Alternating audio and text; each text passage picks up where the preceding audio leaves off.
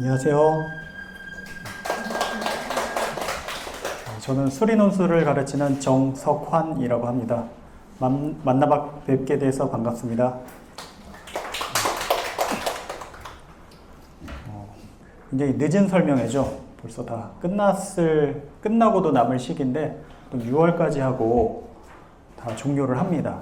근데 과거에도 보면 방학 때까지만이라도 어쨌든 스타트를 하면 좀 기회가 있다라고 생각을 해서 기말고사 끝나는 시기까지도 마지막 최종 한 명이라도 더 같이 시작을 하고 싶어서 설명회를 한 번 더 준비를 했고요. 제일 안타까운 학생들이 9월 달에 오는 학생들이 좀 많습니다. 시간이 너무 부족해요. 9월, 10월 하면은 2달도 채 공부를 못 하거든요. 가장 빠른 학교는 9월 마지막 주부터 논술을 시작을 합니다. 그래서 방학 동안 어쨌든 한 3개월 정도라도 저랑 같이 훈련을 하면 기본적인 것들은 써낼 수 있어서 마지막 기회를 저도 드리려고, 그리고 저도 함께 잡으려고 설명회를 준비했습니다. 네, 뭐 수능 잘 볼 수 있을까? 아니면 이제 대학교 잘 갈 수 있을까? 네, 이게 가장 어머님들의 고민이실 텐데요. 사실 현역 학생들은 잘 보기가 어렵습니다. 제가 뭐 악담을 하는 게 아니라 통계적인 수치로 나와 있고요. 가장 점수가 좀 낮은 과목이 수학과 탐구 영역입니다. 수학 같은 경우 30% 초반 재학생들이 이렇게 되어 있고, 탐구도 비슷한 수치로 1등급을 받은 현역 학생의 비율이 이렇게 됩니다. 그러면 내가 6월 모의고사에서 몇 점 혹은 몇 등급을 받았을 때 수능에서는 과연 몇 등급을 받을 수 있을까? 혹시 알아보신 분 있으세요? 혹시 윤도영 선생님이라고 알고 계세요? 알고 계셔야 되는 게 텔레그노시스 프로그램도 매년 지금 뭐 정시 지원에 도움이 될 수 있는 프로그램도 매년 이제 공개를 하고 계시고요. 저도 뭔가 정보를 좀 많이 보고 있습니다. 그래서 그분이 현재는 개인적인 상담은 안 해주시지만 이런 프로그램도 계속 개발을 하시고 대학교 입시에 대해서 정확한 정보를 주시기 위해 노력을 많이 하고 계셔서요. 저도 이렇게 보면은 이걸로 뭘 알 수 있냐면 현재 1등급을 받았지만 결국 수능에선 더 밀릴 수도 있습니다. 아직 N수생이 다 들어온 게 아니기 때문에. 그래서 내가 1에서 어느 위치에 있는지 2에서도 어느 위치에 있는지가 좀 판단을 정확히 하셔야 될 것 같아요. 그래서 보면 점점 N수생들 늘고 있고요. 특히 모의고사에 들어오는 학생도 많습니다. 그래서 제가 방금 말씀드린 대로 수학과 과학이 현역과 N수생 간의 차이가 두드러진 과목입니다. 그래서 말씀드리려고 하는 거는 잘못하다가는 수학 1등급을 분명히 찍었었는데 수능에선 3까지도 잘못하면 밀릴 수가 있습니다. 아직까지 수학 등급이 수능처럼 나오지는 않고 있어요. 무슨 말이냐면 수능은 지금 작년, 재작년 거의 똑같이 미적분 선택차의 경우 1등급 컷이 한 88점? 3개 틀려야 1등급 나오고요. 5개까지가 2등급, 7개까지가 3등급 이렇게 거의 고정이 되어 있습니다. 근데 이번 6월 모의고사 보시면 1컷이 조금 더 낮죠. 그래서 아직은 수능 범위까지 들어가지도 않았습니다. 미적분에 미분과 적분이 아직 들어가지 않았습니다. 그래서 학생들이 지금도 사탐 런 혹은 확통으로 런 하려고 하는 게 어차피 28, 29, 30 못 맞출 텐데 확통으로 넘어가서 세 문제를 더 맞추면 물론 확통이 컷이 높겠지만 12점이 플러스가 되면 훨씬 더 등급 맞는 데는 유리하지 않을까? 네, 이런 생각을 하고 있습니다. 그런데 지금 오신 분들 중에 아직 결정이 안 되셨으면 좀 더 고민하시고요. 수리논술 해야겠다 그러면 미적분을 하셔야 됩니다. 결국 합격과 불합격은 미적분에서 갈라지기 때문에 꼭 미적분을 하셔야 되고요. 확통 기한은 공통 과목인 고1 과정 수원 수투 여기에 비해 차지하는 비중이 낮습니다. 그러니까 금방 완성도 가능해요. 자, 수시로에게 당부할 말이 영상 하나 좀 보고 가겠습니다. 질문해 주셨습니다. 수능 최저 학력 기준은 저절로 맞춰지는 것이 아니다. 이거 어떤 말씀입니까, 선생님? 수시 그 원서 넣는 학생들이 뭐 가장 많이 하는 두 가지 착각이죠. 가장 많은 두 가지 착각 좋아요. 첫 번째, 예. 6개 넣으니까 하나는 묻겠지. 두 번째, 그 정도는 내가 맞추겠지. 요거 최저 정도는? 열심히 해도 안 맞춰지는 게 수능 최저입니다. 선생님, 수시 망한 친구들이 정파, 정시 파이트로 돌리는 거 보면 마음이 불안한데 어쩌죠? 아닌 거 알면서 나도 돌릴까 싶기도 하고 10월에 10월에 이런 질문 남겨주셨는데 선생님 답변 현역의 수시로 가는 대학과 삼수의 정시로 가는 대학이 크게 다르지 않을 거라고 하면 현역들이 믿을까라는 답변 남겨주셨습니다. 선생님 어떻게 생각하십니까? 믿을까요? 안 믿을까요? 안 믿겠죠? 당해보지 않고 이게 믿기지 않을 것 같아요. 첫 수능도 쳐보지 않은 학생들이거든요. 그러니까 안 믿을 거 아니야. 네. 그러면 쌤은 어떻게 생각해요? 이게 오히려 괜히 나랑 것 같은 소리예요. 아니요, 삼수로 해도 더 고공행진하기 힘들어요 사실. 계속 그런 학생 제가 적을 거예요. 네, 이쪽에 계신 분이 윤도영 선생님이고요.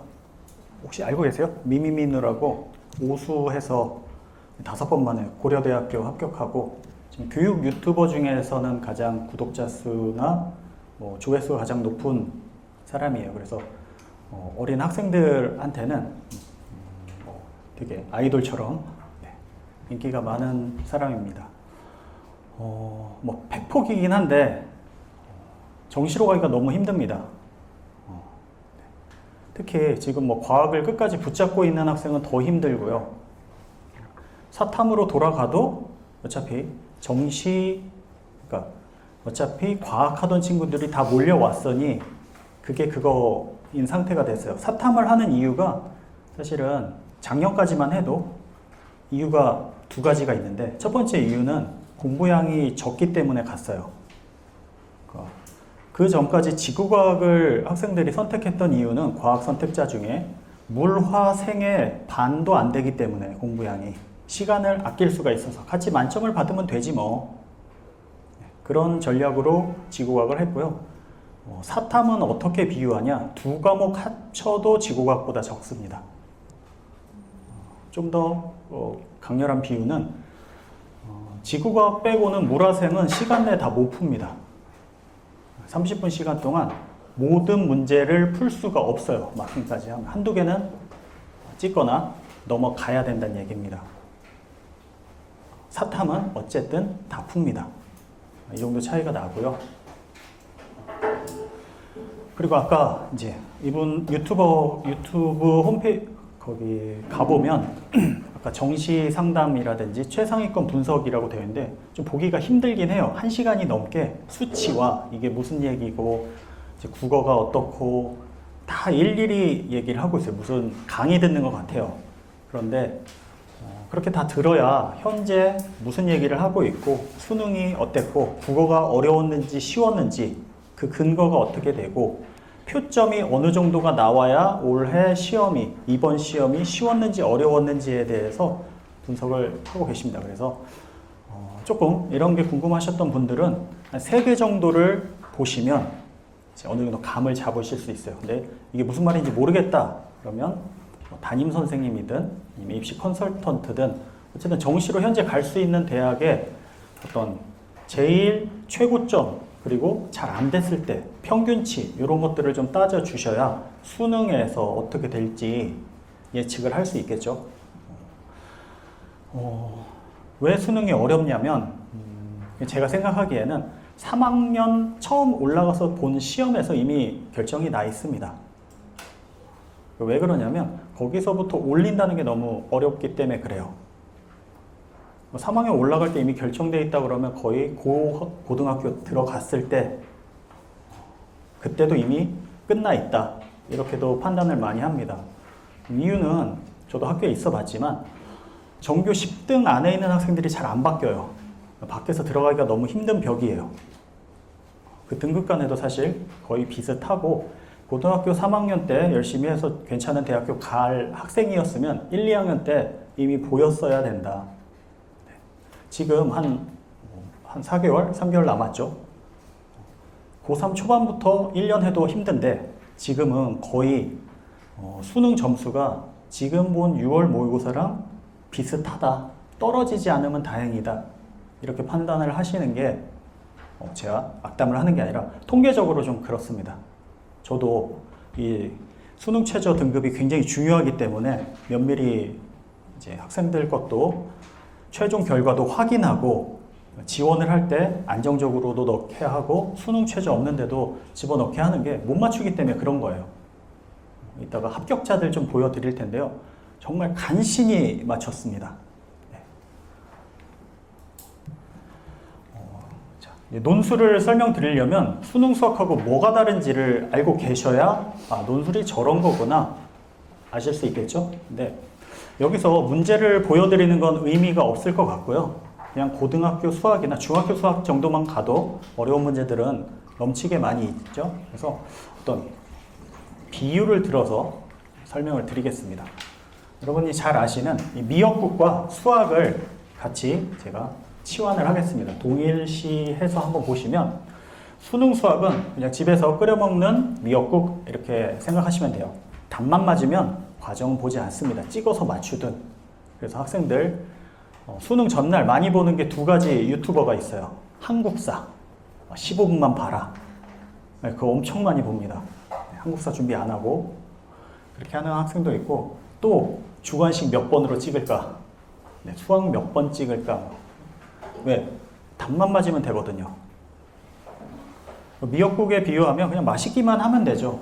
뭐 재료를 어떻게 했든 절차를 어떻게 했든 그런 거 상관없이.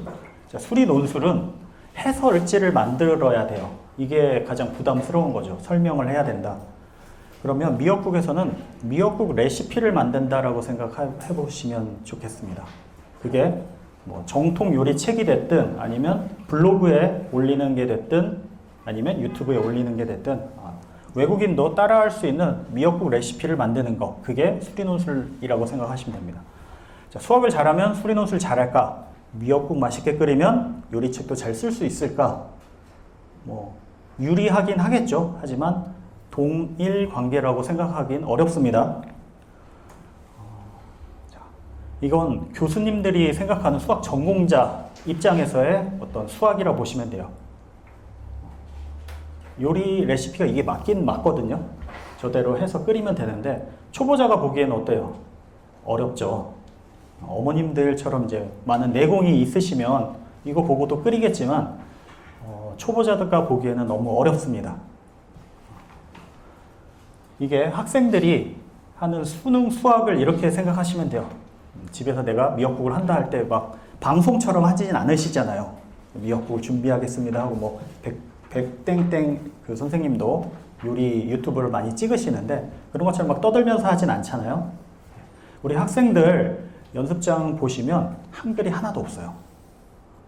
수와 식, 문자, ABC 이런 것밖에 없습니다. F. 그런데 그거는 해설은 아니죠. 그죠? 수학의 과정들만 적었습니다. 학생들이 매일매일 하는 수학이고 매일 끓여 먹는 미역국인데 그건 미역국 레시피라고 하지는 않아요. 근데 이거를 매일 하는 우리 학생들이 이걸 하려고 하면 너무 힘들죠. 그건 교수님들도 아시고 가르치는 저도 알기 때문에 타협점을 찾았습니다. 감점은 안 되지만 필요한 거 몇 개 추가 안 하고도 수능 수학에서 수리 논술로 바꿀 수 있는 지점이 여기라 보시면 됩니다. 학생들 쓰고 있는 연습장 수식에 설명 한 줄씩만 적으면 논술이 돼요.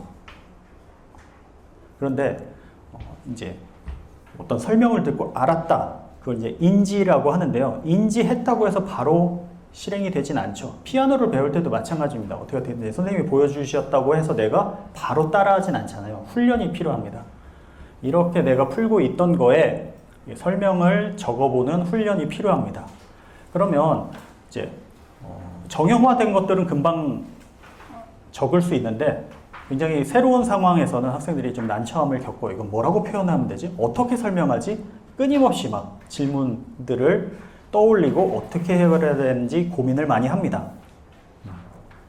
그래서 뭐 이런 과정은 생각보다 굉장히 쉽게 가능하다. 제가 수학 실력을 3개월 만에 올려주면 여기 안 있겠죠, 그죠? 네. 수학 실력을 올려드리는 게 아니라 현재 학생이 갖고 있는 수학 실력을 논술로 적었을 때 감점 없을 정도의 실력을 만들어 드릴 수는 있어요. 그러니까 실력이 높으면 높을수록 더 어려운 학교든 이런 과정을 잘 써야 되는 부분을 제가 보완을 잘 해드릴 수 있습니다. 추가로 약술 논술은 한 이 정도로 보시면 돼요. 수능에 훨씬 더 가깝다. 근데 몇 개는 설명을 꼭 적어야 되는 부분들이 있다. 이건 학교마다 좀 다르기 때문에 나중에 제가 파이널 수업에 오는 학생들은 이런 부분들을 보완을 해드립니다. 그러면 이거 했던 학생들은 이거 쉽겠네? 근데 이거 빼는 게 또 잘 안 돼요. 이거 다 쓰려고 하다가 요만큼만 써야 되는데 왜 요만큼 써야 되냐면 시간이 부족하기 때문에 그래요. 이걸 다 쓰다가 마지막에 두 문제를 못 풀면 그냥 불합격입니다. 왕창 빼야 됩니다. 뺄 건 다 빼고 딱 한 개나 두 개만 남겨야 돼요. 이거 조절을 못하기 때문에 논술 했던 친구들이 실력이 부족해서가 아니라 시험 관리가 잘 안 돼서 떨어지는 경우도 많아요. 왜냐하면 이렇게 쓰라고 자꾸 배웠으니까.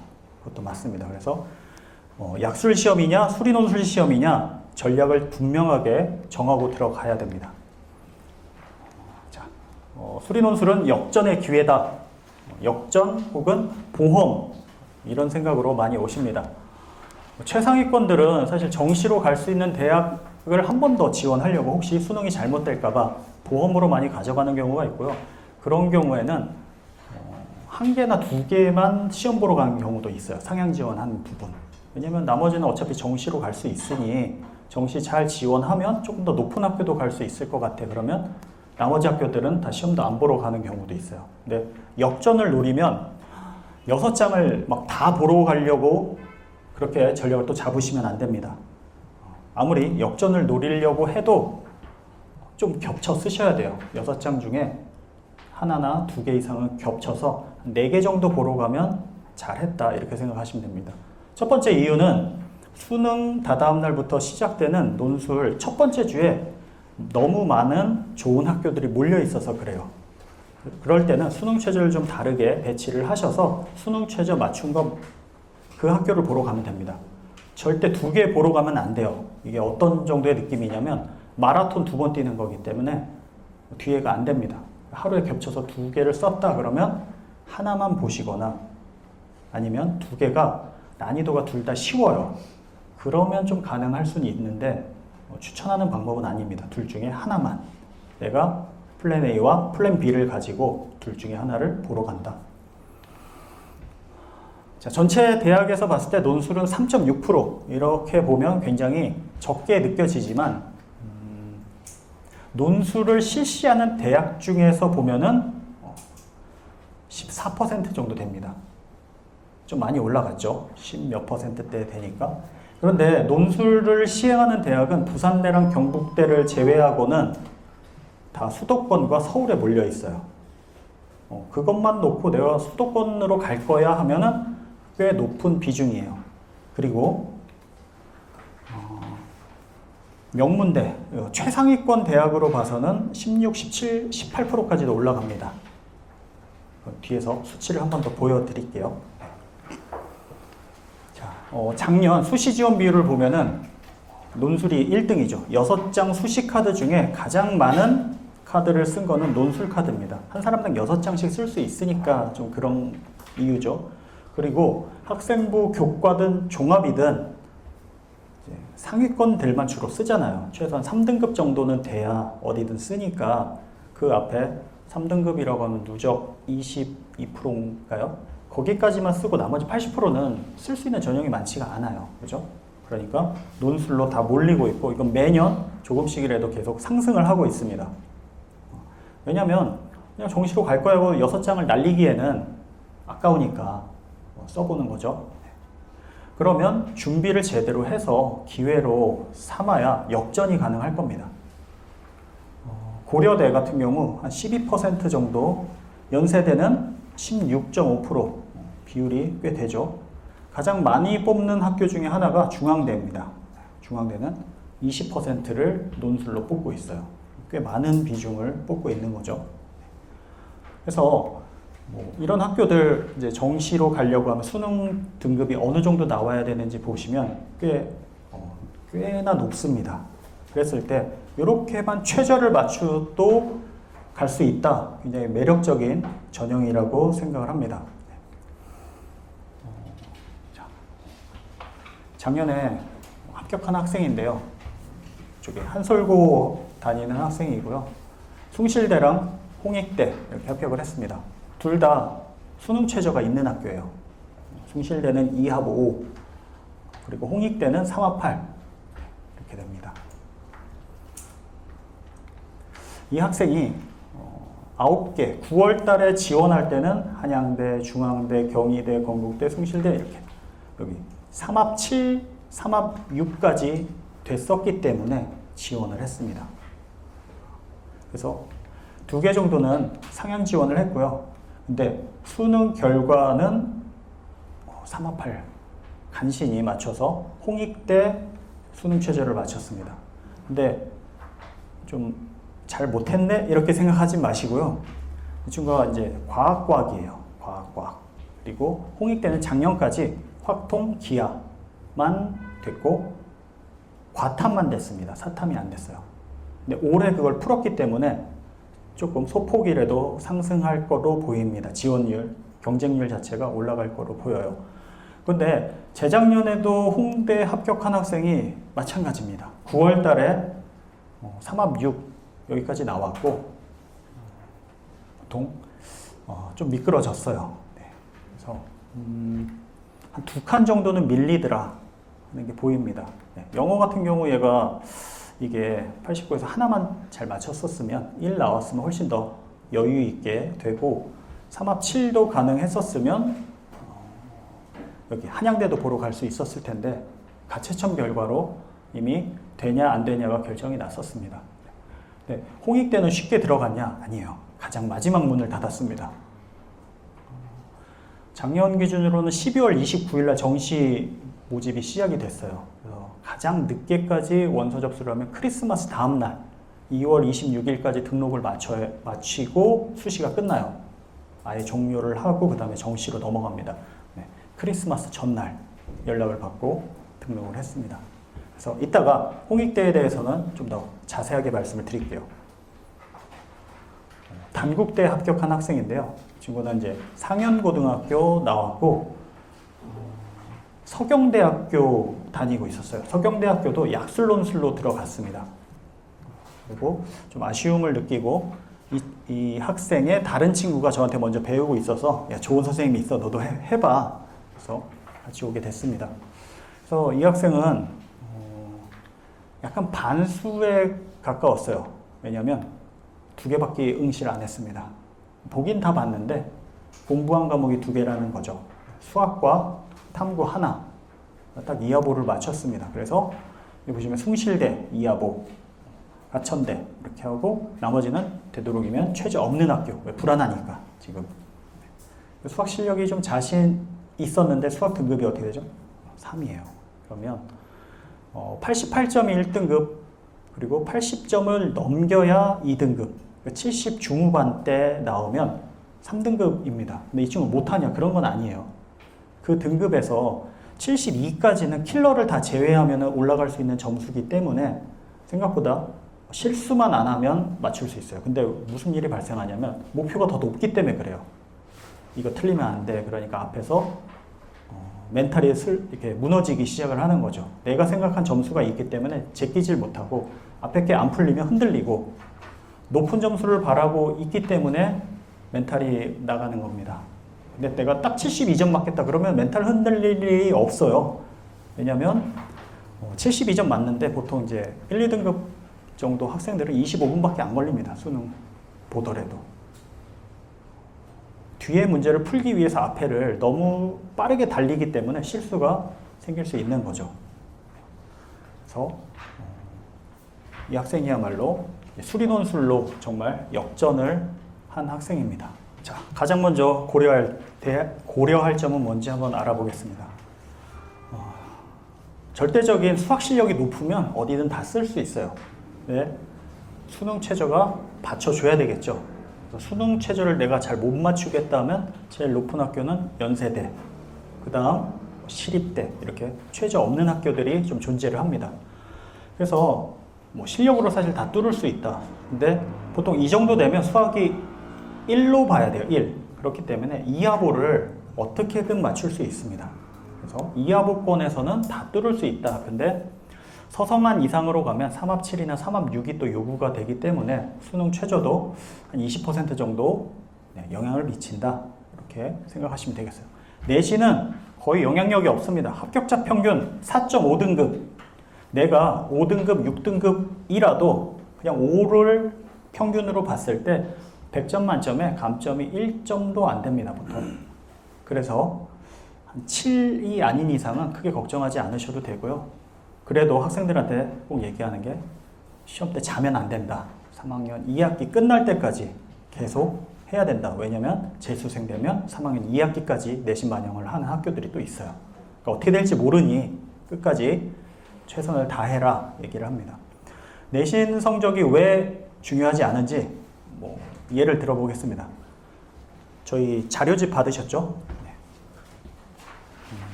중앙대학교 보시면 이런 수치가 있을 겁니다.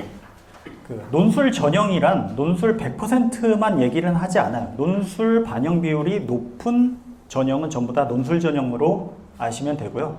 7대 2대 1 이렇게 돼 있으면 마지막 게 비교과, 보통 출결입니다.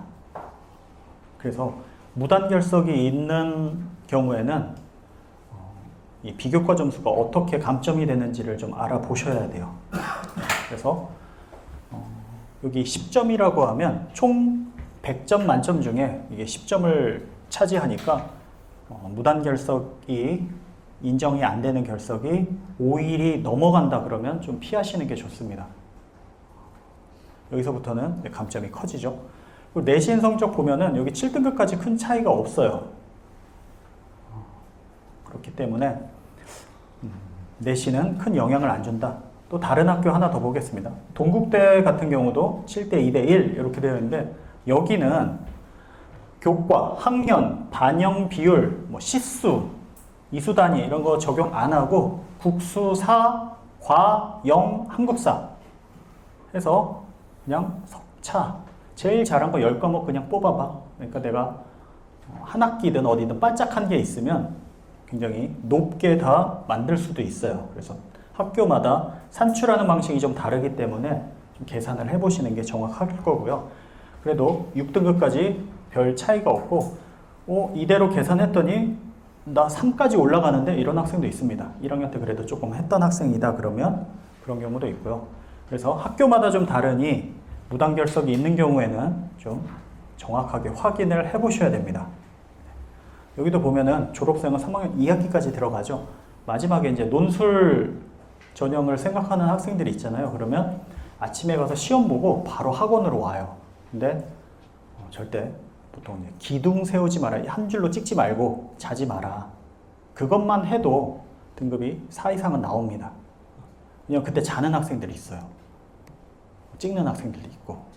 다 끝났다 이거죠. 아직 끝나지 않았는데. 자, 수능 최저 고려 시 충족 주의사항 보시면 어떤 학교는 여전히 미적 기하를 강제하고 과학만 수능 최저로 인정하는 학교들이 좀 있습니다. 그래서 부산대, 경북대 이쪽 생각하시는 학부모님은 좀 체크를 하시고요. 자, 국민대 같은 경우 사탐을 반영하겠다 그러면 과학이 반영이 됩니다.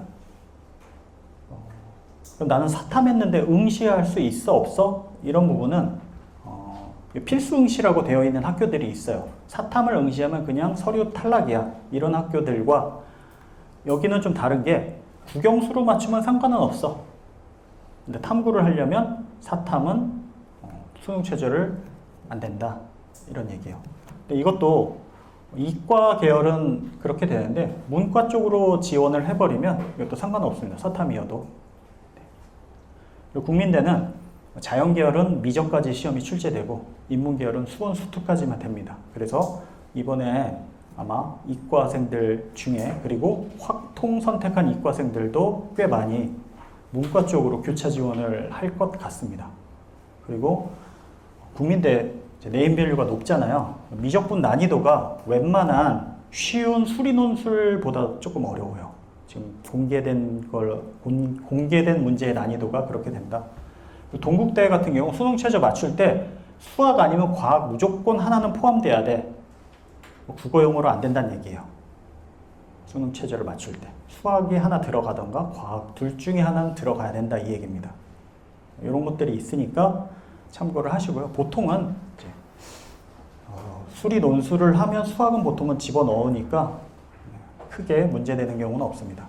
이 필수 응시가 많이 풀렸는데 홍익대 같은 경우엔 이제 N수생 같은 경우 나는 영어를 너무 못해서 수능하고 관계가 없어. 수능 최저 맞춰서 난 수시로 갈 거야. 혹은 논술로 갈 거야. 이런 학생들이 미응시하는 경우도 있어요.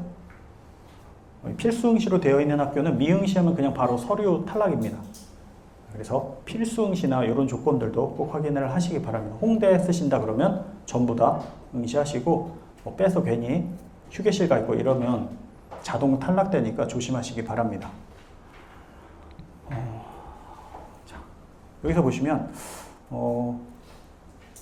수학 실력이 좀 부족하면 쉬운 시험을 택하는 경우가 많은데요. 그건 사람들이 다 똑같아요. 그렇잖아요. 내가 수학 실력이 좀 부족해? 그건 너무 어려운데? 그런데 그렇게만 볼 게 아닙니다. 뭐 건동, 홍 이렇게 있을 때 어디가 난이도가 제일 높을까요? 어디가 쉽고? 건동, 홍순이 아니란 얘기예요. 그리고 뭐 국숭세단 혹은 뭐 중경외시 이렇게 있을 때 그 이름 순으로 난이도가 배치가 되지 않습니다. 난이도 좌우하는 건 수능 최저가 없다. 그럼 갑자기 어려워져요.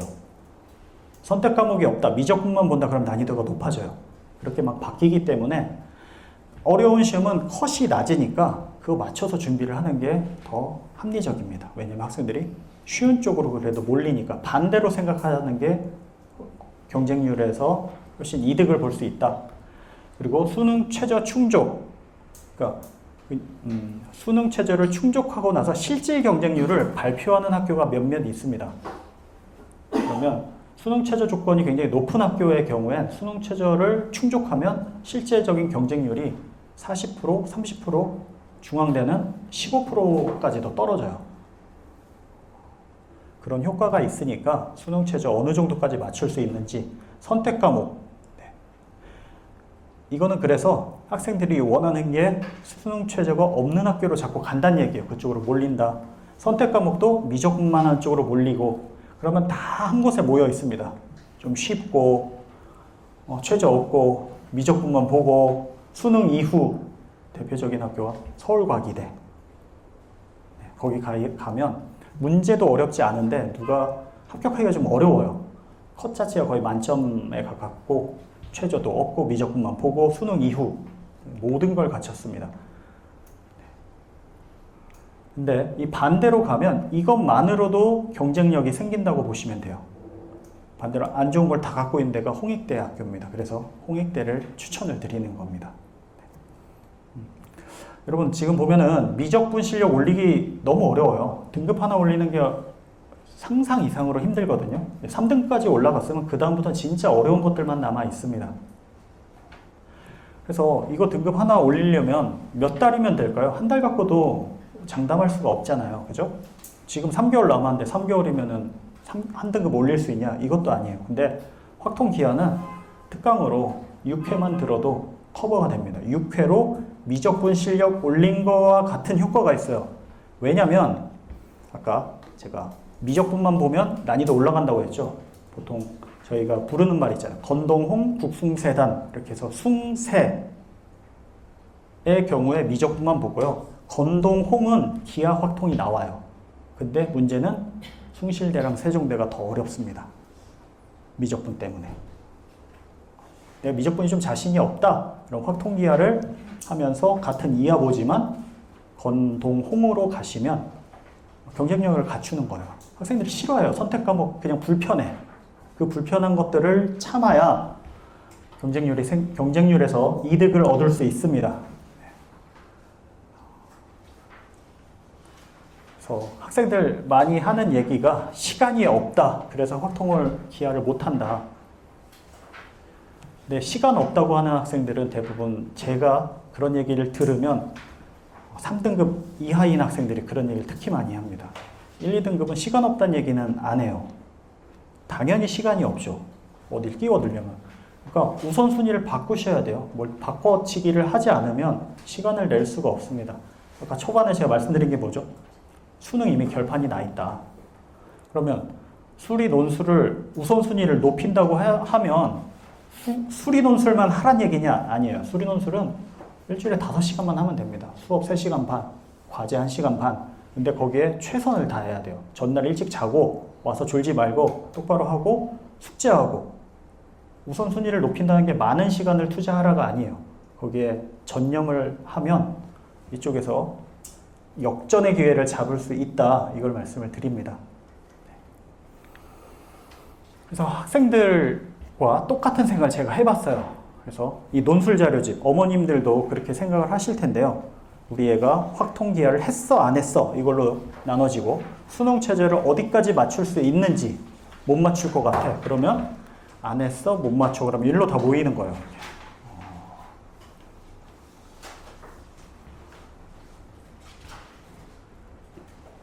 네, 수능 체제를 맞출 수 있으면 확통기하를 좀 해라 라는 겁니다. 이쪽에 학교가 많이 올라가요. 네. 여기 파란색은 뭐냐면 학교에서 모집 요강에는 전 영역이라고 하지만 지금 3년째, 5년째 계속 미적분만 출제를 하고 있어서 이쪽으로 뺐습니다.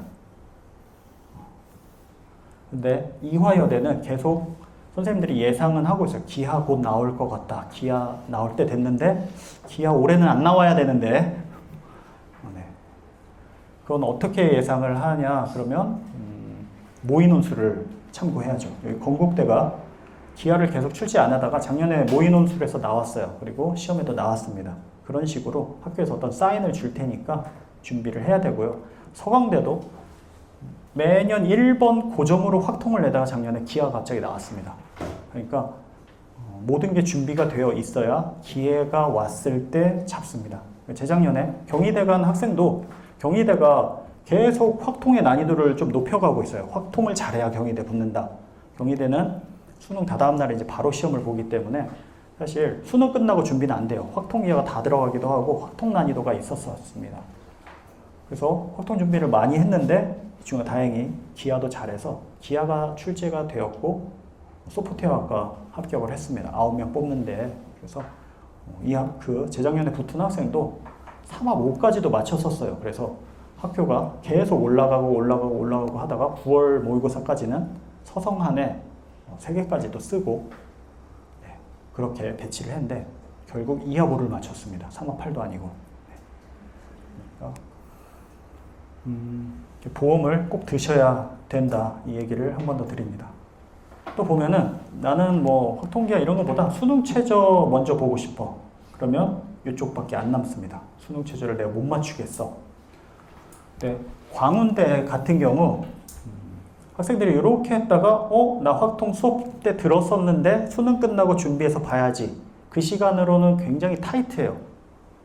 왜냐하면 수능 보고 그 바로 토요일, 일요일에 시험들이 있기 때문에 월요일부터 뭔가 공부가 가능합니다. 그래서 월, 화, 수, 목, 금 5일을 확통을 정말 열심히 하면은 가능하긴 한데 학생들이 좀 힘이 많이 빠져 있어요. 녹초가 되어 있어서 난 틀린 것 같아.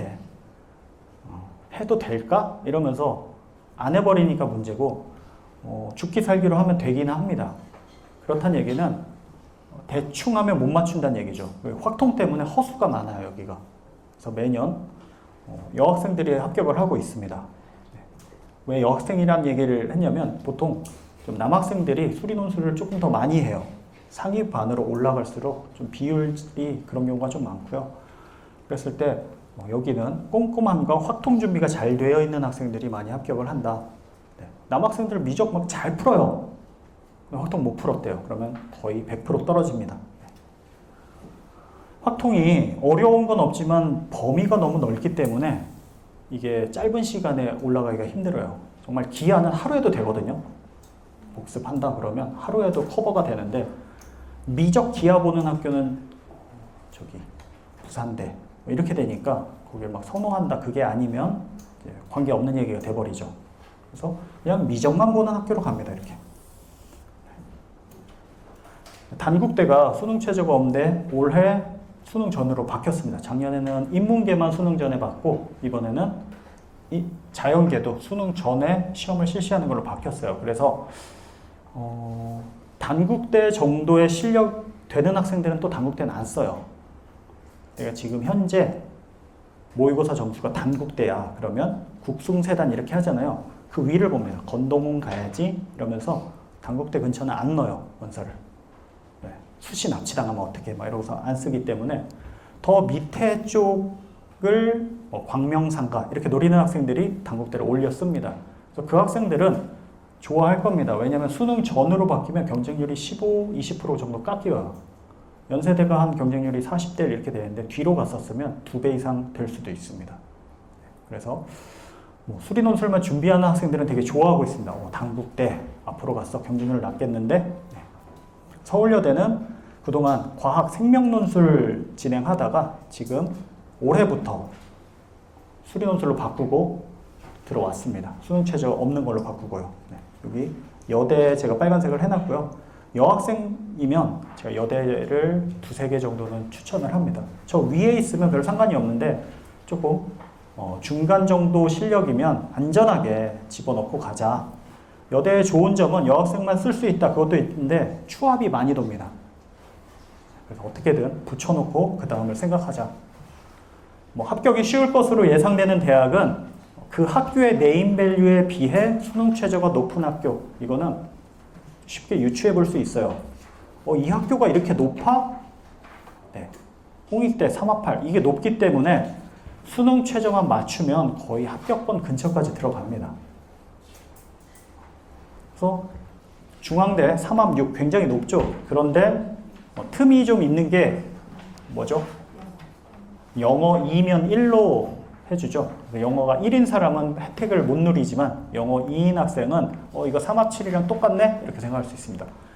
성균관대 3합 5도 있고 3합 6도 있는데 여기도 왜 3합 7이 아니지 생각할 수 있을 텐데요. 성균관대는 탐구 2개를 다 반영을 해줘요. 탐. 네. 사문생윤 이렇게 했는데 1, 1이야. 그러면 2합 2가 됩니다. 2합 2. 다른 거 하나가 3이면 그냥 된다. 네. 탐이기 때문에 이쪽 3합 7하고 큰 차이가 없다. 이렇게 생각하는 경우도 있어요. 그런데 서성한 이상은 이제 가산점이 있어서 보통 과학을 고수하는 경우가 많아서 과학을 2개 다 잘 보기가 쉽지는 않아 보입니다. 그리고 아까 성균관대는 선택 과목이 안 나옵니다. 아예 시험에. 수원 수투까지만 나와요. 고1 수원 수투. 근데 1등급도 풀기 어려워요. 스타일이 있기 때문에 나 최저 맞출 수 있어. 이걸로만 지원하시면 무리가 굉장히 있습니다. 여기 파란색으로 제가 표시한 데는 약술논술을 보는 학교예요. 학교마다 스타일이 좀 다 다르기 때문에 준비할 때 좀 조심을 하셔야 되고요. 가천대는 과정을 보는데 국민대는 또 수학의 과정을 보지 않습니다.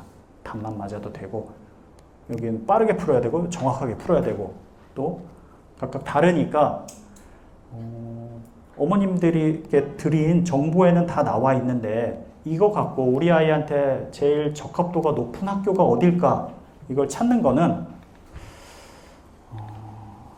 이거 보고 찾으면 되는데 제가 보기에는 이런 느낌이에요. 논술 원서 접수를 인터넷 최저가 여기 필터 몇 개 넣어서 수능 최저 여기 맞출 수 있어. 확통기야. 필터가 쫙쫙 걸러지잖아요. 그죠? 그랬을 때 삼성이나 LG 거 사야지 이런 것처럼 저 학교가 높으니까 그렇게 하실까봐 제가 이번에 처음이자 마지막으로 수시 상담을 여기 오신 분들은 제가 이제 기록을 했으니까 무료로 제가 수시 원서 상담을 해드리려고 합니다. 아까 마지막 기회를 잡아보자 말씀을 드렸는데요. 그게 9월 모의고사 끝나고 원서를 접수해버리면 도와드릴 수가 없습니다. 이게 쓰면 안 되는 과가 있어요. 혹시 알고 계신 과 있을까요? 수리논술에서 쓰면 안 되는 과 못 들어보셨죠? 수학과 쓰면 안 됩니다.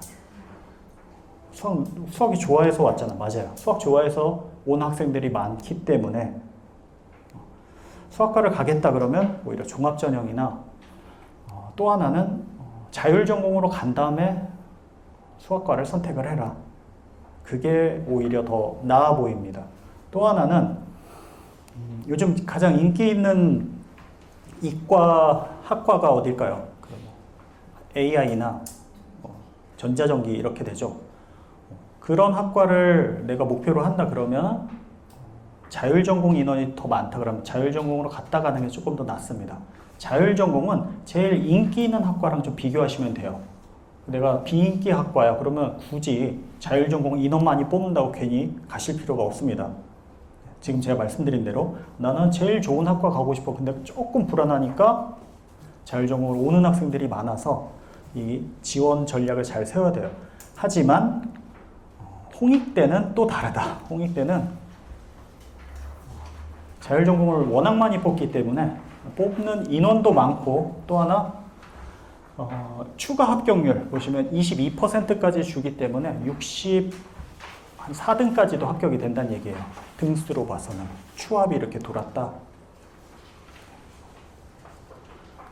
홍익대가 수능 최저만 맞추면 굉장히 합격 확률이 높아진다고 보실 수 있습니다. 그래서 이런 부분에 필수 응시 이런 게 있으면 표시를 해놨으니까 잘 보시고요. 교과 10%인데 이거는 크게 염두에 두지 않으셔도 됩니다. 점수가 큰데 15점? 아니에요. 여기가 100점 만점이 됐기 때문에 1000점입니다. 다시 자릿수 하나를 빼면 여기 5등급 마이너스 1점, 6등급 마이너스 1.5점 이렇게 생각하시면 되기 때문에 1점 차이가 안 납니다. 내신은 상관없다. 여기 수학교육과 쓰면 위험하다. 근데 교육과는 또 다른 영역인 게 이제는 교직이수 이런 게 없어졌어요. 교육대학원 가도 교직이 안 나옵니다. 선생님을 할 수 있는 유일한 방법이 사범대를 가는 방법밖에 없어요. 그래서 이거는 꿈을 위해서라면 어쩔 수 없다. 근데 난 학교 지역 상관없다 그러면 제주도 가시면 정시로 미달도 나니까 수학교육과를 하겠다면 지방에서 갔다가 오는 거 이런 방법 아니고서는 논술은 좀 어렵긴 어렵다. 왜냐면 잘하는 학생들이 워낙 많기 때문에 조심해야 된다. 그래서 여기 추가 합격률을 좀 잘 보시면 좋겠다. 자, 홍대는 안정지원을 그래서 많이들 합니다. 그러니까 다른 데 뒤에 더 좋은 학교들이 붙으면 많이들 빠져요. 그래서 여기 건축학과는 워낙 인기이니까 제외하고 나머지 보통학과 잘 모르겠어 그러면 자율전공 지원해 보시는 게 좋습니다. 자율전공보다 이쯤에서 멈추고요. 여기 보면 경쟁률을 한번 보시면 24보다 25가 좀 줄었죠. 그죠? 사탐론 때문에 그렇다고 생각이 돼요. 작년까지 과학을 고수했기 때문에 사탐 선택자들은 그냥 자동으로 컷당해서 지원율이 떨어졌고 올해는 다시 한 18대 1보다 더 높아지리라 생각이 됩니다. 또 하나 홍익대에서는 호재가 뭐냐면 시립대랑 홍대랑 매년 같은 날 시험을 봤었는데 올해 분리가 됐습니다. 그러니까 시립대, 홍대 둘 다 관심 있는 학생들은 지원을 할 거다. 그래서 20% 가까이 넘지 않을까 예상을 하고 있습니다. 논술 자료집 보시면 밑에 QR코드 찍어 보시면 제가 앞에 있는 내용들을 다 설명을 해놨고 또 핵심 사항들을 설명을 해놨습니다. 뒤에 보시면 마지막 부분에는 3개년 기출이 이렇게 되어서 이런 부분들을 중점적으로 보시고 학생들이 좀 하긴 어려울 텐데 기하 같은 경우 포물선, 타원 뭐 이렇게 나왔잖아요. 그럼 뭐가 하나 안 나왔죠? 쌍곡선이 안 나온 거예요. 그랬을 때 좀 AI를 수리논술에 이용할 수 있을까요? 제가 물어보면 다 틀리긴 하는데 어떤 게 좋냐면 이런 문제 주고서 이거를 쌍곡선 문제로 바꿔봐 하면은 잘 바꿔줄 때가 있어요. 뭐 그런 식으로 이 문제들을 타원 문제를 쌍곡선 혹은 뭐 2차 곡선, 포물선으로 바꿔서 비슷한 유형을 좀 연습을 하면은 좋다. 지금 보면 2차 곡선이 많이 나오고 있습니다. 그리고 그 다음으로 많이 출제된 건 벡터고요. 뒤에 나와 있는 공간도형은 또 홍익대 같은 경우 많이 또 출제는 안 했습니다. 미적분 여기서 좀 결판이 나니까 미적분 준비 잘 해야 되고 이렇게 기출 문제들을 분석을 해서 이것만 공부하면 계속 뒷공무니만 쫓아가는 거예요. 다음번에 쌍곡선이 나올 확률이 높겠죠. 근데 기출만 보면 뒤따라가는 겁니다. 그래서 기출 문제들에서 앞으로를 예측을 하고 쌍곡선까지도 개념 공부와 비슷한 문제를 더 만들어서 대비를 해 나가야 돼요. 그런 것들은 제가 파이널 수업에 진행을 하려고 하니까 그때 준비가 안 된 학생, 혼자 하기 좀 어렵다. 그러면 파이널 수업에서 들으시면 좀 편하게 공부를 하실 수 있을 겁니다. 아까도 보여드렸지만 어머님들이 그런 수치를 보고 또 많이 참고하시는 게 담임 선생님 말씀을 또 참고를 하세요. 작년에 너랑 수학 실력이 비슷한 아무개가 거기 합격했는데 너도 단국대 건축학과 넣어봐라. 그 학생의 수학 실력이나 논술을 얼마나 했는지 그런 게 전혀 반영이 안 된 겁니다. 그러니까 제가 학교에서도 수학을 가르쳤고 학원에서도 수학을 가르쳤는데 수리논술 하기 전까지는 수리논술이 뭔지 몰랐어요. 학교별은 어떻게 되어 있고 유행은 어떻게 되고 노트북 산다고 가정을 해봅시다. 뭐 비싼 거 사주면 좋죠. 근데 꼭 비싼 게 좋은 거냐. 그리고 금액적인 제한이 있을 수 있잖아요. 그걸 저는 학생의 수학 실력과 수능 최저 맞출 수 있는 제한 조건이 있다라고 생각을 한번 해보세요. 그러면 여기 나와 있는 스펙상 제일 괜찮은 노트북. 왜냐면 여기 몇 개 클릭을 하면은 쫙 필터링이 되겠죠. 그 다음에 어머니들 뭐 하세요? 뭐 인기순 아니면 최저가순 그렇게 지원하시면 되냐라는 거예요. 그러면 어떻게 하죠? 주변에 누구 전문가한테 물어보죠. 저도 주변에서 맨날 노트북 살 때마다 컴퓨터 조립할 때마다 저한테 많이 물어봤었습니다. 제가 수학과도 수학을 전공하기도 했고 컴퓨터도 같이 전공을 하고 그랬었습니다. 그래서 전문가한테 묻잖아요. 그러면은 용도가 뭐죠? 몇 살이냐? 어떤 용도로 주로 쓰냐? 그랬을 때 여기에 있는 몇 개는 안 된다 얘기를 합니다. 왜냐면 거기가 생각보다 AS가 별로다. 얘가 스펙으로 안 나오지만 발열이 심하다. 뜨겁어서 못 쓴다.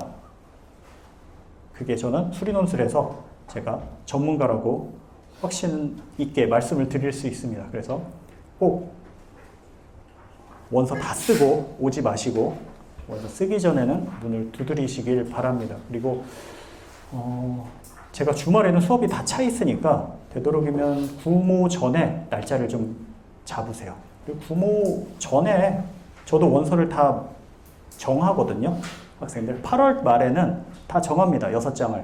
그리고 좀 여유를 남겨놔요. 그래서 점수가 네가 생각한 대로 나오면 이대로 가고 잘 나오면 여기를 이걸로 좀 바꾸고 잘 안 나왔을 땐 이렇게 바꾸고 거의 80%는 제가 정해준 대로 거의 다 그냥 넣는 경우가 많아요. 그러니까 구모 전에 상담을 하셔도 되고 구모 이후에 한다 그러면 주말에는 상담이 좀 어렵다. 그럼 수요일날 9월 3일날 시험 보고 나서 4, 5 그리고 바로 주말이고 그 다음 월요일부터 바로 원서를 넣었는데 뭐 월요일날 상담해도 괜찮습니다. 월요일부터 수요일까지는 지원을 할 수 있으니까 그러면 상담이 월, 화까지는 이루어져야 돼요. 그 뒤에 수목금 이렇게 지원하는 학교는 상관이 없는데 수요일날 이거를 결정하고 있으면 촉박해요. 5시에 마감을 하는 학교도 있고 그래서 9월 전에 상담을 하시면 조금 여유를 잡을 수 있다. 9월 3일이 모의고사 날입니다. 9월 3일 날 잡으셔도 됩니다.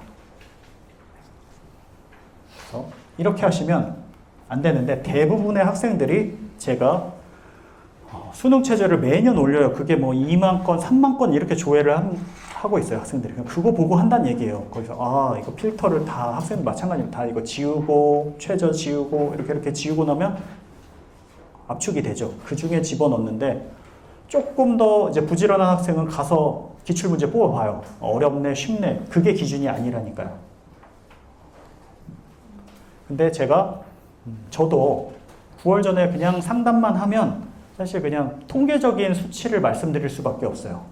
제가 왜 방학 때부터 해야 되냐면 학생의 스타일을 파악을 하고 학생의 논술 실력을 봐야 되기 때문에 적어도 한 달 아니면 두 달 이상 보면 확실하니까 그렇게 보고 학생의 실력에 맞춰서 가장 최선의 선택을 해드리고 있습니다. 이따가 어떤 식으로 하는지 또 말씀을 드릴게요. 오늘 참석하신 분들은 그전 참석자들은 안 됩니다. 오늘만 무료 상담을 해드리겠습니다. 이때 되면 저 10시에 끝나는데 11시까지 막 이렇게 절실하게 이렇게 하시는 분들도 많이 있으세요. 그래서 아까 제가 이제 앞에서부터 말씀드린 몇 개 팁들을 알려드리면 굉장히 구원을 받고 가시는데요. 어쨌든 여러분들 먼저 잘 상담 날짜를 잡으시고 꼭 오셔서 상담 받으시면 좋겠습니다. 이건 빨리빨리 넘어가겠습니다. 미적분만 해도 되나요? 네, 되긴 된다. 국민, 숭실, 세종, 과기, 단국, 아주, 인하, 상명항공, 가톨릭, 경기, 가천, 성신, 덕성, 동덕, 서울여대, 성균관, 이화, 숙명 여기까지 쓸 수 있습니다.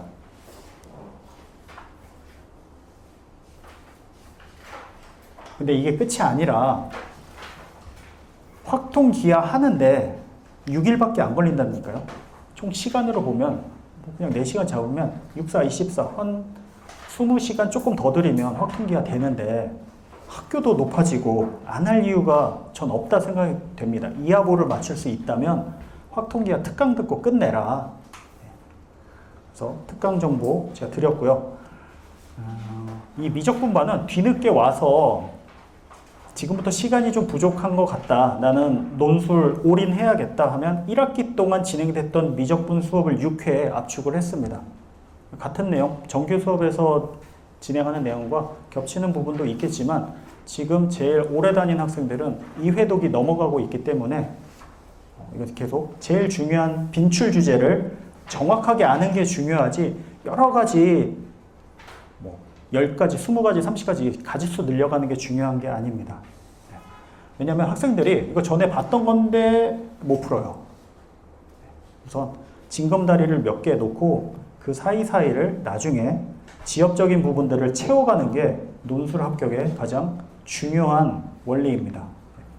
이거는 아마 이제 전단지로 들어가 있으니까 간단하게 넘어가겠습니다. 3개월에 완성하려면 결국 첨삭의 비밀을 알아야 됩니다. 제가 수학교사 출신이고 그다음에 전공자이기도 합니다. 그래서 영동여고 이원 목적 분류표라고 시험 내는 출제 원리예요. 이런 원리로 문제들을 출제를 하니까 이게 공개되지는 않습니다. 이거는 비공개예요. 그래서 선생님들이 그런 원리를 이용해서 낸다. 근데 그렇게 중요한 건 아니고 학교마다 이제 추론을 많이 내는 학교도 있고 문제 해결을 좀 많이 내는 데가 있다. 연세대 같은 경우 추론을 많이 내고 수열 문제가 매년 등장을 한다. 이런 거죠. 그래서 서술형 같은 경우 채점 기준표가 무조건 있습니다. 그리고 학교마다 채점 기준표가 다 올라와요. 근데 저희 여기 보시면 블로그도 들어와 보셨죠? 저희 학원에 카페도 있어요. 논술각이라고 카페가 있는데요.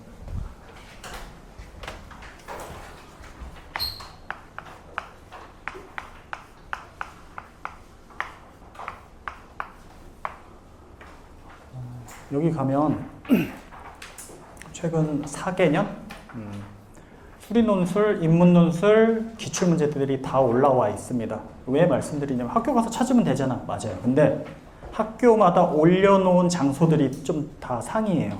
자료실에 올라가 있는 경우도 있고 모집 요강에 올라가 있는 데도 있고 논술 자료집에 올라가 있는 데도 있고 선행학습 연관성 평가에 올라가 있는 경우도 있고 과거 거 지워버린 학교도 있고 그래서 찾는데 그 익숙해지는데 한두 달 걸려요. 그럼 이제 벌써 졸업이잖아요. 학교 입시 다 끝나니까 찾기 어려운 경우가 있습니다. 그리고 또 헷갈리는 게 학년도와 실제 연도가 하나 차이 나죠. 올해가는 25년이지만 내년 입학하는 학생들 26학년도 수능 저희 논술도 26학년도를 대비를 하고 있으니까 거기 학년도는 현재 그때 당시의 연도와 1년 차이 난다. 그것도 헷갈리기가 쉽습니다.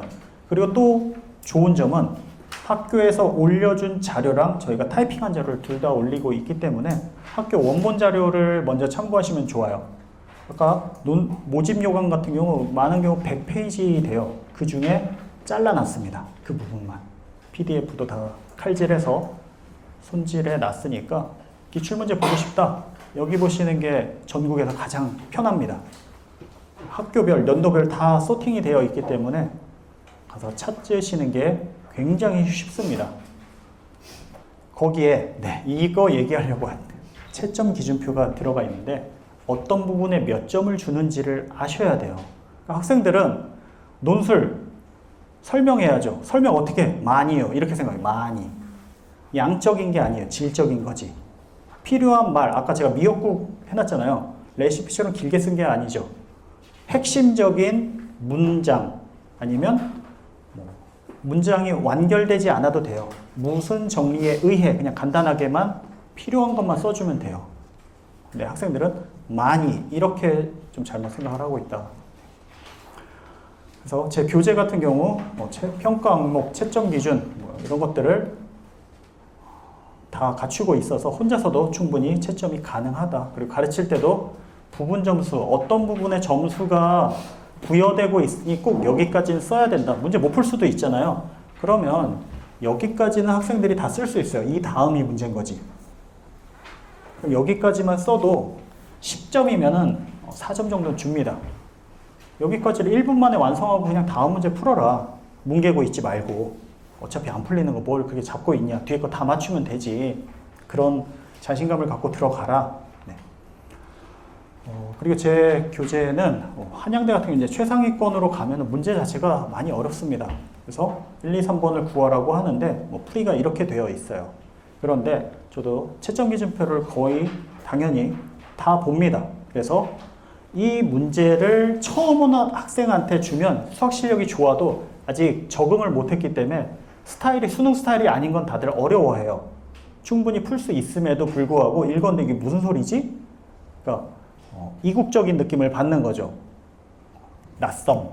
그게 어려운 건 아닌데 그래서 빨리 적응을 할 수 있게 징검다리, 사다리를 하나씩 놔줍니다. 채점 기준표에서 요거랑 요거 두 개 다 나오면 40점. 근데 질문은 요 뒤에 것만 배치가 되어 있죠. 그래서 소문항이 구성되어 있는 것도 이런 원리예요. 친절한 학교들은 앞에 1, 2, 3번을 주고 4번을 구하라고 하고 불친절한 학교는 4번만 물어봅니다. 그래서 제가 일부러 처음 온 학생을 위해 뒤에 페이지에는 똑같은 시험지인데 풀 수 있는 문제의 단계를 많이 설정을 해서 주고요. 이게 좀 어려운 경우에는 초반 한 10분, 15분 있다가 기본적으로 한번 이제 해설을 간단하게 해주고 풀 수 있게 합니다. 그래서 어려움을 느끼는 학생들에게 좀 사다리를 제공을 하고 있다. 수업은 이제 첨삭 진행을 하면서 학생들이 모의고사를 봅니다.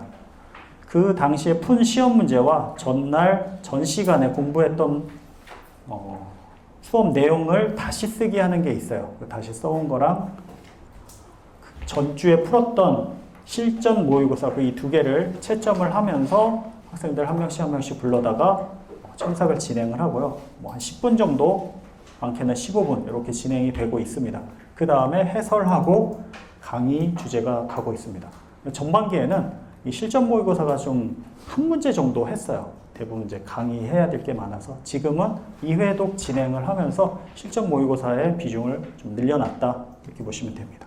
뒤로 가면 강의가 거의 없습니다. 그 필요한 개념들, 정리 이런 것들을 하지 메인 테마들을 계속 끌고 갈 수는 없습니다. 자, 첨삭은 어떻게 되냐? 학생들이 이 세 가지를 잘 지켜서 쓰면 합격을 해요. 친절하게 쓰고, 간결하게, 많이 쓰려고 하지 말고 간결하게 쓰고, 근거, 개념에 입각해서 쓰면 됩니다. 친절하게 써야 되는 이유는 11월 달 되면은 누가 채점을 할까요? 교수님 아니면 조교 선생님들이 하겠죠. 교수님은 시험 출제를 해야 되고, 조교 선생님은 시험 감독도 하지만 본인도 시험에 응시도 해야 돼요. 할 일들이 많다는 얘기죠. 근데 수리 논술 채점까지 또 해야 됩니다. 할 일도 많은데. 그래서 참을성이 없어지셨어요. 이때. 늘 그런 건 아닌데 시기적으로 참을성이 없기 때문에 친절하게 상대방의 입장에서 잘 써야 읽히기 쉽게 쓰지 않으면 그냥 넘어갑니다. 그냥 쭉쭉쭉. 네. 안 보여? 그럼 너 안 쓴 거야. 네. 좀 나쁜 마음을 먹으실 수도 있어요. 그래서 친절하게 교수님이 보시기 편하게 잘 써줘야 됩니다. 또 수학 문제를 가지고 오면은 이해가 잘 안 될 것 같아서 업무 메일로 예를 들어보겠습니다. 근데 무슨 얘기 하려는 걸까 잘 모르겠지만 이렇게 보면 목적이 있죠. 네가 할 일 회신해라. 내용은 뭐야? 교육이 있다. 수리 논술도 마찬가지입니다. 뭐 이렇게 풀이를 다 써놨어요. 그럼 교수님들이 이거 보고 와 많이 썼어 좋아하시는 게 아니에요. 좀 이렇게 고구마 먹고 물 안 먹은처럼 답답해요. 우선 왜 답답하냐면 채점 기준표를 보고 여기에 점수를 줘야 되는데 그거 찾기가 지금 힘들어. 어디가 있지? 네, 지금 이거 A, B 길이 구했나 안 구했나 찾아야 되는데 보물찾기 해야 되니까 힘듭니다. 많이 쓴 게 꼭 좋은 게 아니에요. 그래서 이 밑줄을 제가 그은 게 여기가 부분 점수이기 때문에 그래요. 채점 기준에 의해서. 얘네들을 보기 좋게 써놨나요? 아니면 찾기 힘들까요? 힘들잖아요. 그죠? 그래서 첨삭을 할 때 야, 얘만 써도 돼. 얘만. 이건 먼저 써. 그럼 설명은요. 설명 여기 괄호친 게 제가 이거 설명이니까 처음에는 이렇게 빨리 풀고 다 풀고 돌아와서 설명을 뒤에다가 옆에다가 적어라. 자, 좋은 점이 속도, 시간도 굉장히 빠르지만 또 하나 있습니다. 논술을 한다고 그 두 마리 토끼가 되는 게 아니에요. 제가 올해 본 학생 중에 그냥 수능 문제 푸는 것도 봤던 학생인데 논술 한다고 하니까 정말 여학생처럼, 남학생인데 여학생처럼 글씨도 엄청 잘 쓰고 정말 열과 성이 너무 보이게 써왔어요. 그래서 저는 잘했다라고 하기보다 이건 네가 아니다. 자기가 무슨 이미지를 그린 거죠. 수리 논술은 이래야 해. 자기가 무슨 이상형처럼 그걸 해놓은 거예요. 그러면 첫 번째로 자기 실력 발휘가 안 됩니다. 자기 게 아니에요. 보여주기 위한 가식이죠, 약간.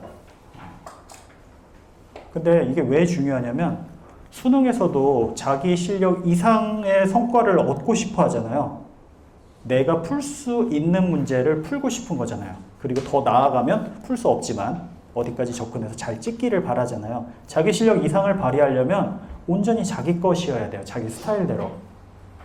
그래서 제가 하는 게 아예 새롭게 이 친구도 뭔가 논술이라는 거를 상상을 한 것 같아요.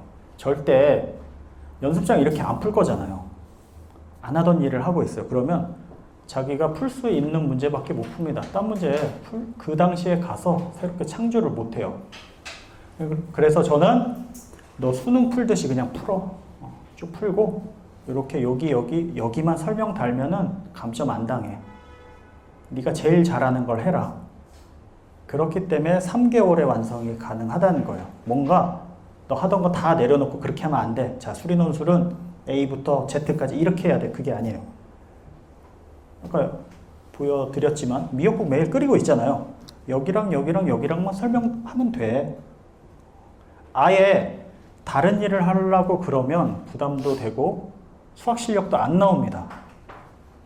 그래서 이런 식으로 제가 첨삭을 하고 가르치고 있기 때문에 짧은 기간 안에 자기가 갖고 있는 실력은 제대로 발휘하게끔 제가 만들어 드리고 있습니다. 그래서 이런 식으로 첨삭을 진행하고 있습니다. 그래서 수능 수학이 이렇게 됐는데 목표는 이거긴 해요. 전공 수학이긴 하지만 수리 논술은 그 타협점으로 이 정도만 생각하면 되니까 부담이 줄어든다. 아예 새로운 거 하는 거 아니다. 일주일에 딱 5시간만 투자를 해라. 그러면 내가 갈 수 있는 대학보다는 무조건 합격하면 잘 간다. 네. 상향 지원밖에 안 합니다. 학생들이 수리 논술로 보면. 안정리나 지금 정시로 갈 수 있는 대학보다 안정도 쓴다면서요. 그 안정도 썼다고는 했는데 그건 정시를 못 봤을 때가 되면 어차피 더 내려가게 됩니다. 정시로 갈 수 있는 학교가.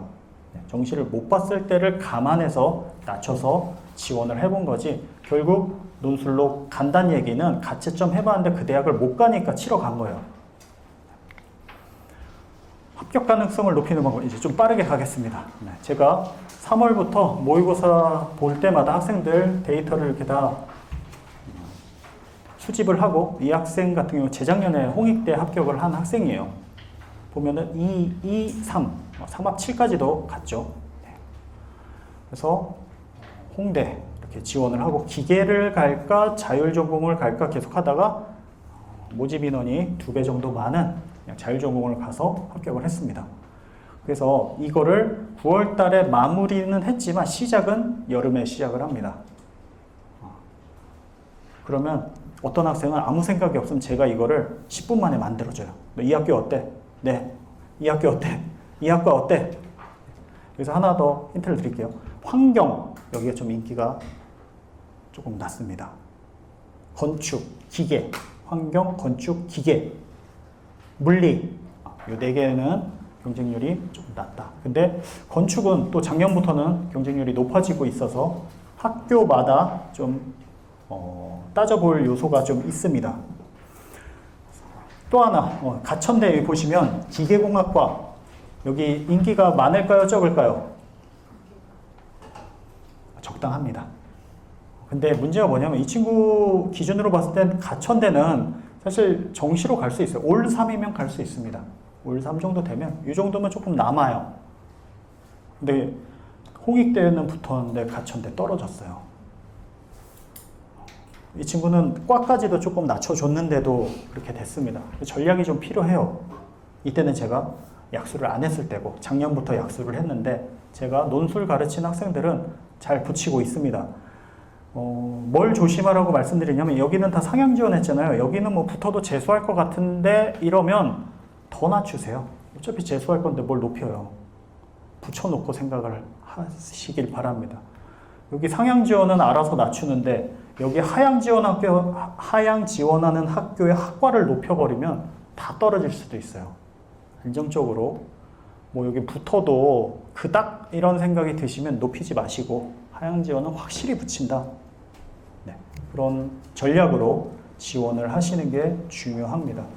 저도 이 자료를 참고는 하지만 다른 것들은 그동안의 수학 문제들에 대한 데이터와 이 학생들의 객관적인 수학 정보를 알고 있기 때문에 훨씬 더 정확하게 학생들의 적합도에 높은 학교를 골라주고 있습니다. 이렇게 뭐 상담도 하고 이 학생이 상연고 재수를 해서 단국대 합격한 학생이에요. 마지막에 하나를 결정을 못했었던 게 기억이 나서 뭐 결정했니? 그랬더니 밖에 나와서 들어가서 엄마가 원하는 곳 하나 쓸 것 같아요. 숭실대 결정한 것 같아. 아니 세종대. 그래서 야 세종대보다는 숭실대가 좀 나을 것 같구나. 그리고 제가 숭실대 같은 경우 단국대랑 숭실대 같은 날 있어요. 그러면 세종대가 낫지 않냐? 그래도 숭실대가 또 나은 점이 있습니다. 하루에 2개 치면 안 된다면서요. 그렇긴 한데요. 말씀드릴게요. 숭실대, 세종대가 미적분만 보니까 학생들의 관심이 높아요. 국숭세단 라인인데 숭실대랑 세종대랑은 또 결이 완전 다릅니다. 숭실대는 그날 워낙 맛집들이 많아요. 그날 갈 만한 대학이 워낙 많이 있기 때문에 숭실대는 약간 뭐 이하보 맞추면 더 좋은 대학교 가면 더 좋겠는데 이런 생각 많이 가져요. 네, 숭실대에 비해서 이하보는 조금은 센 편입니다. 그리고 논술 스타일로 문제를 내기 때문에 단기간에 대비가 좀 안 돼요. 그런 장점들이 있고 그것보다는 세종대가 논술 지원을 제가 못하게 하는 편입니다. 왜냐하면 여기가 수능 스타일이에요.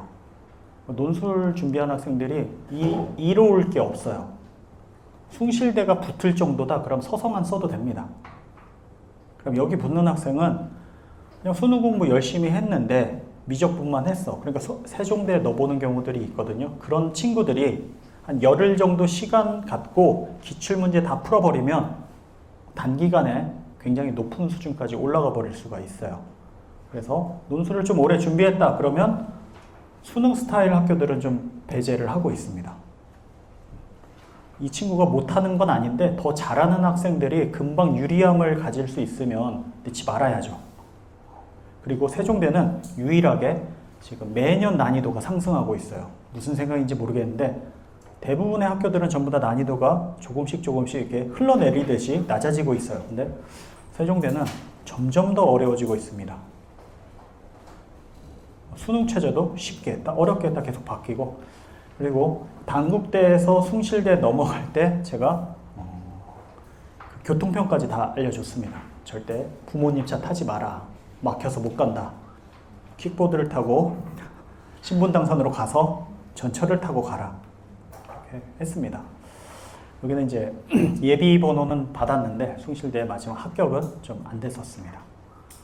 또 이 학생은 작년 같은 경우에는 한양대가 작년까지는 최저가 없었어요. 올해는 이제 전부 다 3합치를 만들어 버렸고, 작년에는 인터칼리지만 3합치이 있었습니다.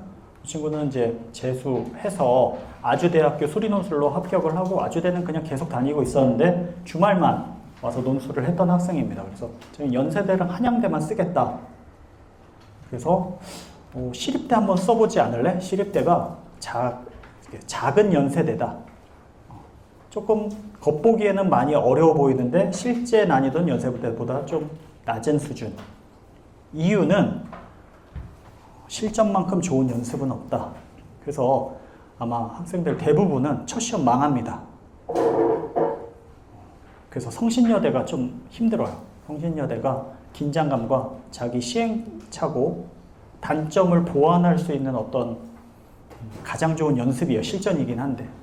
그래서 전기에 하나 정도를 보고 나면 그 사이에 자기가 이제 객관화가 좀 돼요. 아, 선생님이 시간 부족하다는 게 이거구나.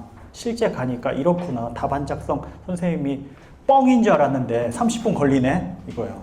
100분, 시간 많네 하는데 답안 작성에 30분 걸리면 70분밖에 안 되는 거죠.